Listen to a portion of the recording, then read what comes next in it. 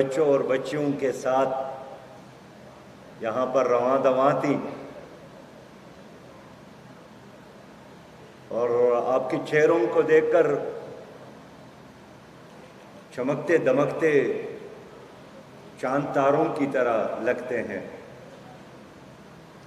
ہمارا کام ہی لوگوں کو اٹھانا ہے، لوگوں کو بیدار کرنا ہے، قوموں کو بیدار کرنا ہے، نسلوں کو بیدار کرنا ہے۔ علامہ اقبال نے فرمایا تھا کہ اٹھو میری دنیا کے غریبوں کو جگا دو، کاخ امراء کے در دیوار ہلا دو، گرماؤ غلاموں کا لہو سوز یقین سے، کنجشک کرومایا کو شاہین سے لڑا دو، کنجشک کرومایا کو شاہین سے لڑا دو، سلطان جمہوری کا آتا ہے زمانہ، جو نقش کہن تم کو نظر آئے مٹا دو، جس قید سے دہقان کو میسر نہ ہو روزی، اس قید کے ہر خوشہ گندم کو جلا دو۔ تو یہ الفاظ علامہ اقبال کے ہیں، لیکن پیغام اللہ کا ہے۔ فرشتوں کو حکم دیتا ہے کہ میرے دنیا کے غریبوں کو جگا دو اور ان کو منظم کر لو، اور پھر ظالموں کے مقابلے کے لیے تیار کر لو۔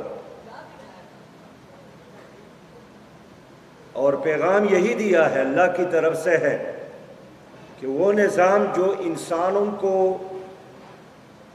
سرور اور سکون نہ دے سکا، وہ نظام جو انسان کو عزت نہ دے سکا،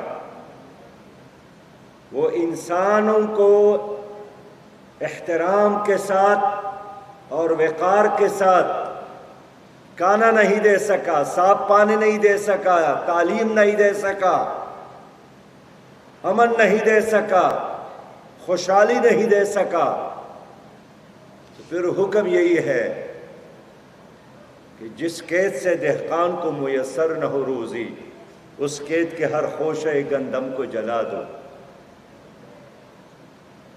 محرم کا یہی پیغام ہے۔ امام حسین رضی اللہ تعالیٰ عنہ نے کربلا میں قربانی دے کر امت کو یہی پیغام دیا تھا کہ ظلم کا مقابلہ کرو، جبر کا مقابلہ کرو، جھکنے دبنے ڈرنے کی بجائے کھڑے ہو جاؤ۔ اس کے نتیجے میں اسلام زندہ ہوتا ہے۔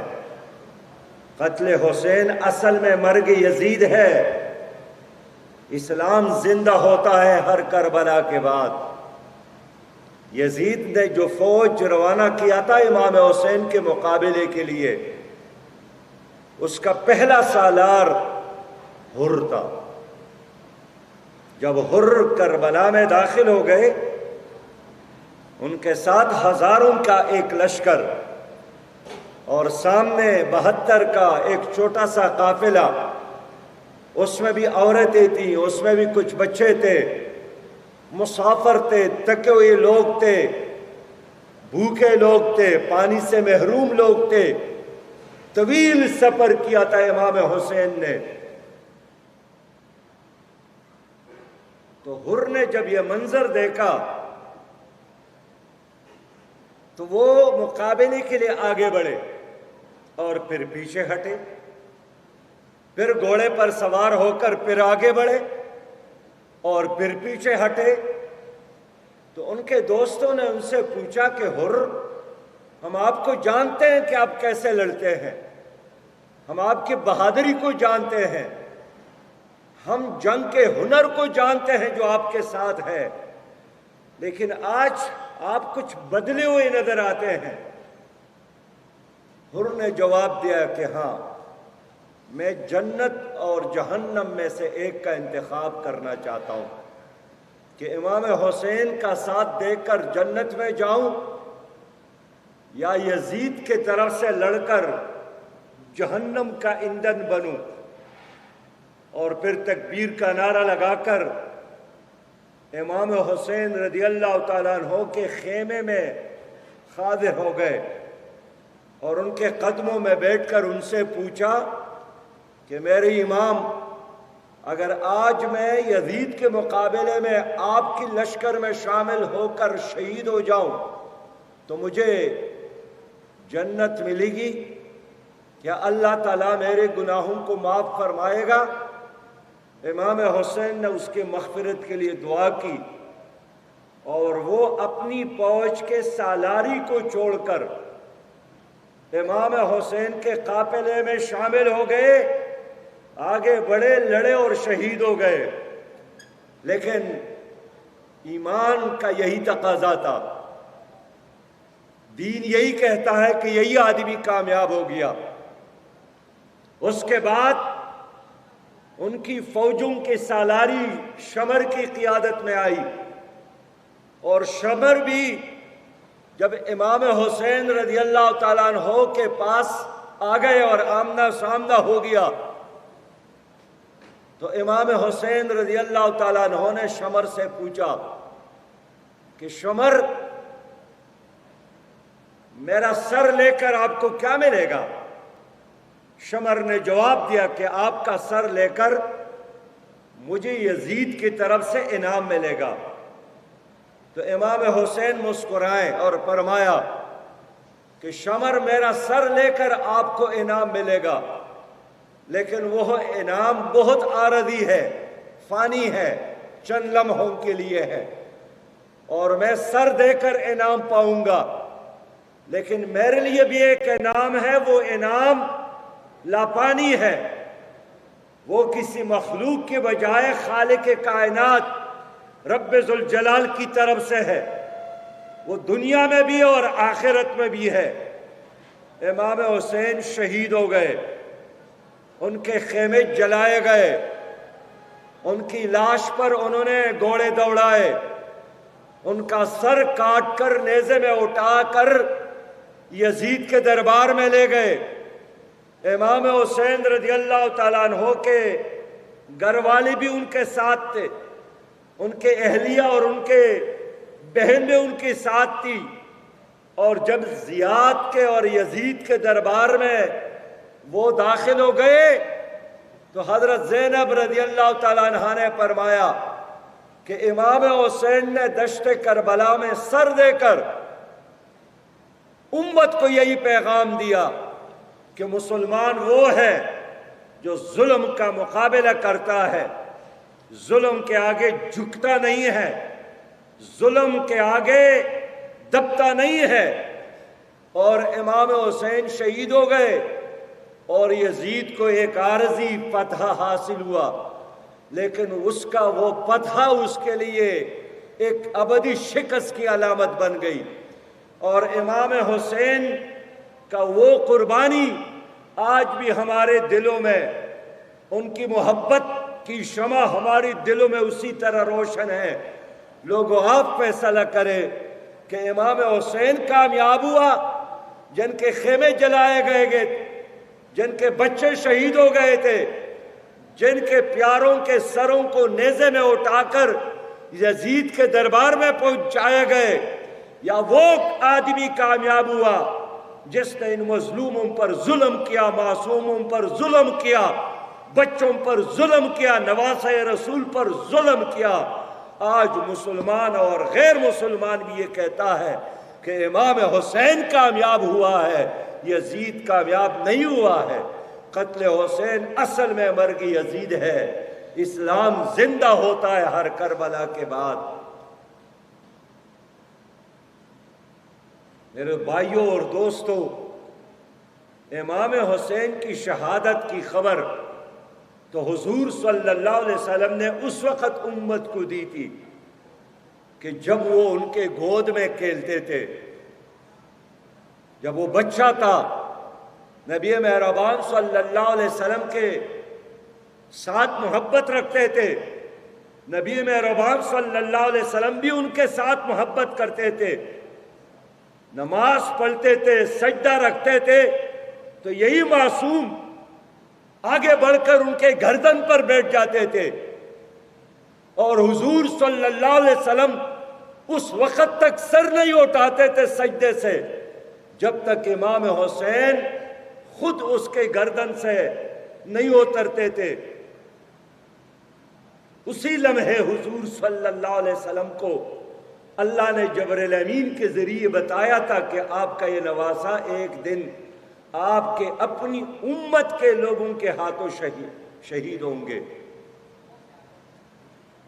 تو اتنا بڑا واقعہ یہ اس لیے ہوا کہ اللہ رب کریم ہمیں اور آپ کو ایک راستہ بتانا چاہتے تھے کہ اگر آپ کے زمانے میں، آپ کی زندگی میں ظلم ہو، جبر ہو، غیر اللہ کا نظام ہو، ڈکٹیٹرشپ ہو، امریت ہو، خاندانی سیاست اور خاندانی بادشاہت ہو، تو حق کا راستہ یہی ہے کہ ان کو تسلیم نہ کرو، اس کا مقابلہ کرو۔ کہ آج ہماری اس ملک میں اللہ کا نظام ہے یا غیر اللہ کا نظام ہے؟ آج ہمارے ملک میں خاندانی سیاست ہے یا جمہور کی سیاست ہے؟ آج ہماری اس ملک میں ہر طرح کی امریت ہے یا نہیں ہے؟ آج ہمارے ملک کی بیت المال پر کچھ لوگوں کا قبضہ ہے کہ نہیں ہے؟ آج ہمارے غریبوں کی کمائی کچھ لوگوں کے گاڑیوں کا ایندھن بن رہا ہے کہ نہیں بن رہا ہے؟ میرے پیارے بھائیوں اور دوستوں،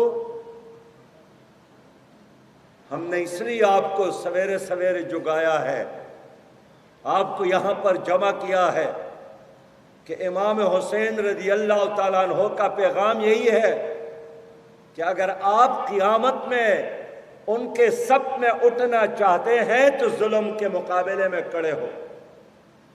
یہ نہیں ہو سکتا کہ آپ وقت کا یزید کو اپنا ہیرو بنا لے، یزیدی قوتوں کا دست و بازو بنے، یزید کا جھنڈا ہاتھ میں اٹھائے، یزیدی نظام کا جیالہ بنے، یزید کا سپورٹر اور ووٹر بنے، جنہوں نے آپ کو غلام بنایا، جنہوں نے آپ کے ملک کو غلام بنایا، جنہوں نے آپ کے ملک کے نظام کو یرغمال بنایا، اور قیامت میں آپ کی خواہش یہی ہو کہ دنیا میں نے ووٹ تو یزید کو دیا، ان کے پارٹی کو دیا، ان کے نظام کو دیا، لیکن آج میں اس صف میں کھڑا ہونا چاہتا ہوں جو امام حسین کا ہے۔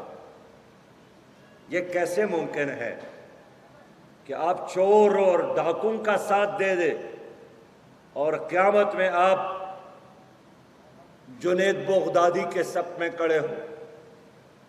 آپ چوروں اور لٹیروں کا ساتھ دے دے اور قیامت میں آپ اولیاء کے ساتھ میں کھڑے ہو؟ میرے پیارے بھائیوں، یہ جدوجہد ہے جس کے لیے اللہ تعالیٰ نے ہمیں اور آپ کو اس دنیا میں بھیجا ہے۔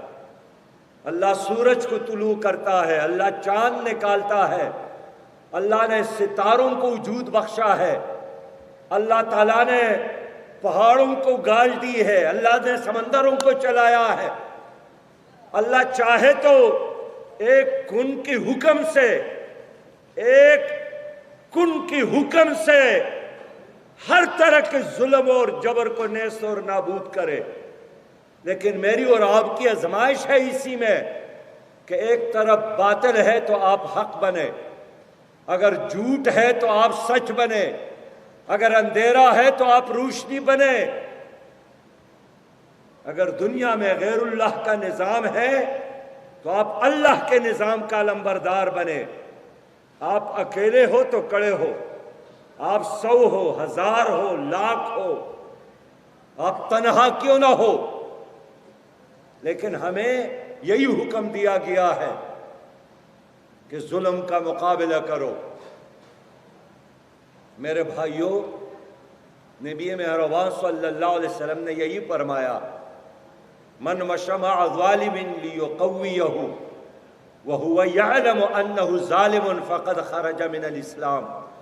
جو ظالم کے ساتھ چلتا ہے، جو ظالم کو سپورٹ کرتا ہے، جو ظالم کو ووٹ دیتا ہے، جو ظالم کے لیے زندہ باد کے نعرے لگاتے ہیں اور جانتا ہے کہ میں جس کو ووٹ دیتا ہوں یہ ظالم ہے، میں جس کو سپورٹ دیتا ہوں یہ چور لٹیرا اور ڈاکو ہے، پھر بھی ساتھ دیتا ہے، تو نبی مہربان کا حکم یہی ہے کہ اس کا میری امت کے ساتھ کوئی تعلق نہیں ہے۔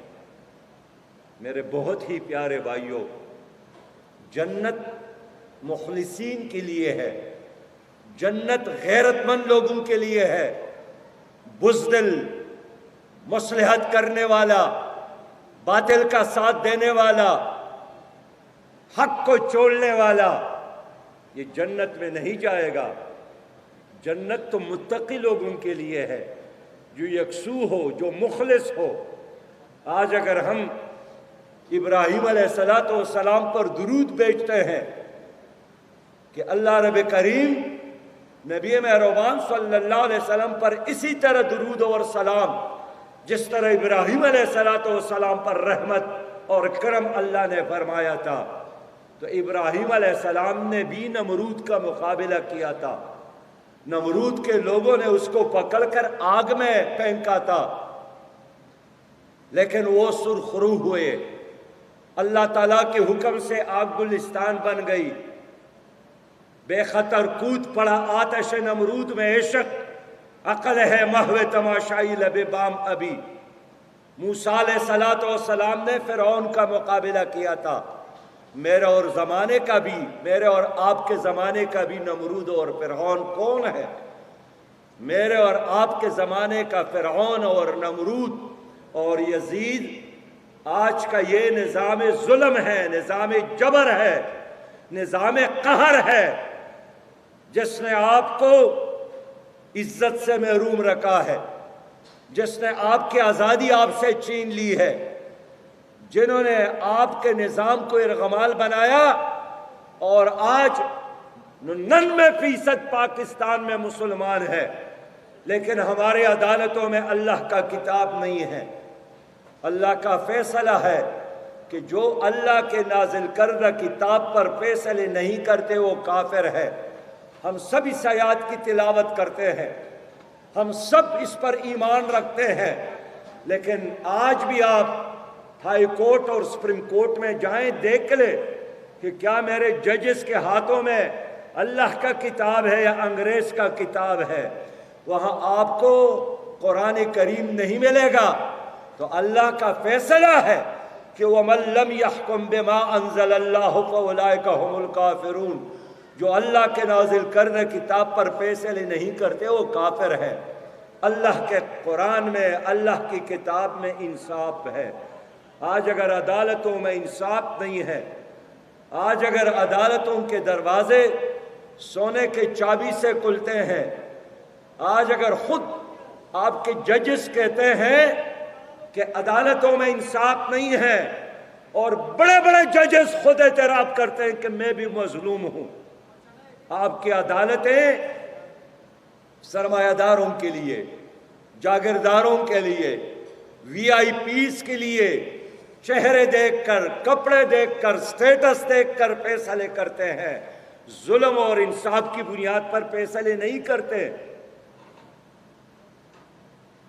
ادارے سارے ناکام ہو گئے، آپ کے ادارے تباہ ہو گئے۔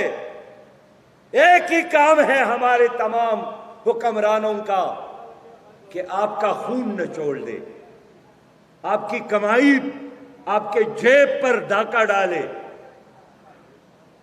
اس نے آپ کو دوبارہ غمال اور غلام بنایا۔ آپ کیسے آزاد ہیں؟ آپ تو اپنی مرضی سے اس سڑک پر سفر بھی نہیں کر سکتے۔ نبی مہربان کی سنت ہے کہ دائیں جانب سفر کرو، لیکن انگریز کا حکم یہی تھا کہ بائیں جانب سفر کرو۔ 75 سال بعد بھی ہم اپنی گاڑی نبی مہربان کی سنت کے مطابق دائیں طرف نہیں چلا سکتے۔ اب تو مائنڈ یہ بن گیا ہے کہ یہ ممکن نہیں ہے۔ حال یہ ہے کہ تورخم کا روڈ، تورخم کا بارڈر افغانستان میں جیسا کراس کر کے اب داخل ہو جائے تو پھر لیفٹ سائڈ کے بجائے رائٹ سائڈ پہ سفر شروع ہوتا ہے۔ ڈرائیور مجبور ہوتا ہے کہ رائٹ سائڈ پر جائیں۔ آپ مجبور ہیں کہ آپ کی بچیاں اور بچوں مخلوط نظام تعلیم میں پڑھتے ہیں. آپ مجبور ہیں کہ اگر 2 پیسے آپ کے ساتھ ہو اور امانتاً سرکار کے بینک میں رکھے تو وہاں سودی نظام ہے. غلام اور کیا ہوتا ہے؟ یہی غلام ہوتا ہے کہ اپنی مرضی کے مطابق وہ زندگی نہیں گزار سکتا. آپ کی قسمت کے فیصلے کیا پارلیمنٹ میں ہوتے ہیں یا IMF کے بند کمروں میں ہوتے ہیں؟ پاکستان بنا تو بھی تمہارے لیے جنرل گریسی کو آرمی چیف مقرر کیا گیا، ایک قادیانی ظفر اللہ خان کو وزیر خارجہ بنایا گیا، ایک ہندو منڈیل کو وزیر قانون بنایا گیا، جوگندر ناتھ ہندو کو وزیر تعلیم بنایا گیا. اس لیے کہ پاکستان جس کے لیے کروڑوں نے جدوجہد کی اور لاکھوں نے جامع شہادت نوش کی، ایک دن کے لیے نہیں چھوڑا کہ یہ اسلام اور شریعت کے مطابق یہاں نظام چلے. تمہارے اوپر جتنے حکمران آئے ہیں یہ ووٹ کے ذریعے نہیں ہے، سلیکشن کے ذریعے آتے ہیں.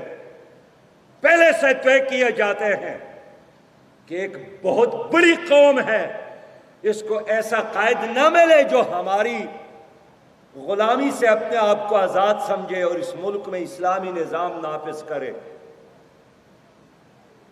اس ظلم کے اندھیر نگری اور چوپٹ راج کو کون بدلے گا؟ امام حسین کا پیغام یہی ہے کہ اس کو بدلنے کے لیے اٹھ کھڑے ہو. میرے دوستو، ایک طرف یہاں آپ کے فٹ پاتھوں پر غریب نظر آتے ہیں اور دوسرے طرف کل ایک آدمی کی تنخواہ کے بارے میں وزیر نے بتایا جو نیب کا چیئرمین تھا جناب جاوید اقبال، 7 کروڑ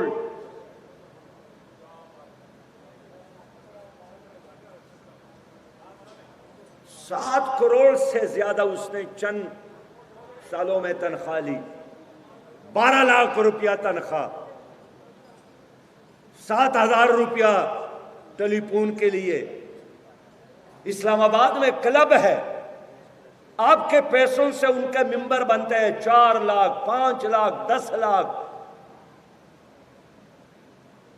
میں کل آ رہا تھا، ایک جلوس کو میں نے دیکھا پروٹوکول کا، وزیر صاحب جا رہے تھے جس طرح انہوں نے کشمیر کو فتح کیا ہو. میں نے ساتھی سے کہا کہ ان کے گاڑیوں سے جو دھواں نکل رہا ہے یہ ہمارے غریبوں کا خون ہے جو جل رہا ہے، یہ ہماری قوم کی کمائی ہے کہ ان کے گاڑی کے سلنسر سے یہ دھواں جو نکل رہا ہے. ایک ایک حلقے میں ایک ایک فرعون موجود ہے اور اس نے پوری سوسائٹی کو ارغمال بنایا ہے. اور ظلم کی حد ہے کہ ہمارا ہر کوئی کہتا ہے کہ ظالم جھوٹا ہے، یہ ڈاکو ہے، یہ لٹیرا ہے، یہ چور ہے. لیکن کیا کروں، ووٹ دینا میری مجبوری ہے، پھر مجھے تنگ کرتا ہے. امام حسین کا پیغام یہی ہے کہ جس کو برا سمجھتے ہیں اس کے خلاف کھڑے ہو، برائی کے خاتمے کے لیے جدوجہد کرو. جماعت اسلامی اصل میں وہی سنت حسین کو زندہ کر رہی ہے، یہ وہی امام حسین کا قافلہ ہے. جماعت اسلامی نے اس زمانے میں ہر کفر کو چیلنج کیا ہے. افغانستان پر روس نے قبضہ کیا، سارے لوگ ڈر گئے، دب گئے، جھک گئے. جماعت اسلامی نے افغانوں کا ساتھ دیا.